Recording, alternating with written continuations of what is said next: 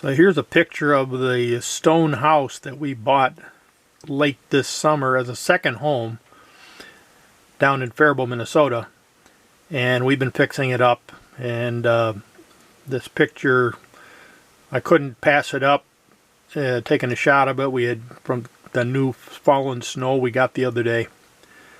But to kind of couple what we're doing with that house with what I've been doing for this sandblasting of memorials, I thought I'd share some of the pieces of art that I've worked on.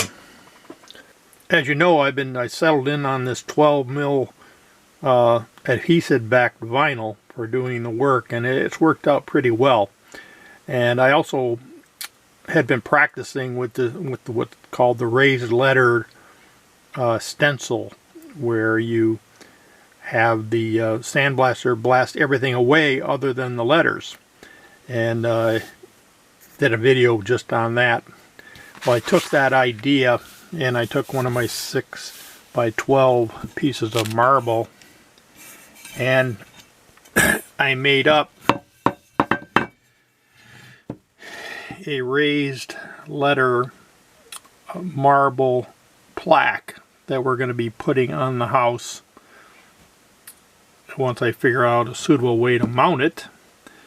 But I thought that turned out pretty well. It took probably a good 10 minutes of sandblasting with my sandblasting setup, making sure I was getting the letters all about the same depth. You pretty much have to blow around the perimeter of the letters and in the inside. Keep that stencil on after you're done and do the painting.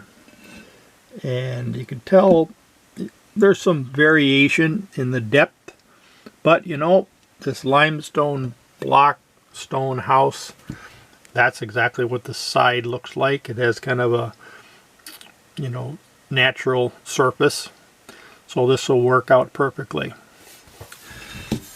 And coupled with that, I thought I'd experiment using the same stencil material and make up some etched glass. Now it turns out the Brandt stone house was the family that stayed there, or that built it. They ran the first brewery in town. So I made up this as a sample.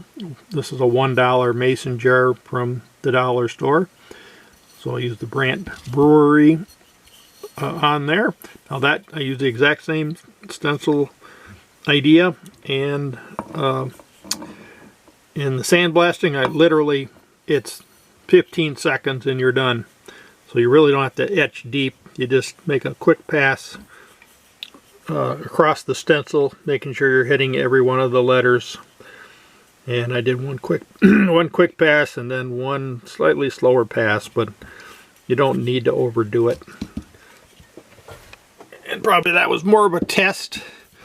The one that we're really going to be doing is we're using the these $1 beer mugs with the same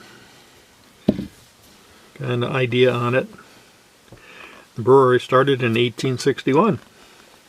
Anyway, a lot of good ideas comes out when you start learning a new skill. Thanks for watching.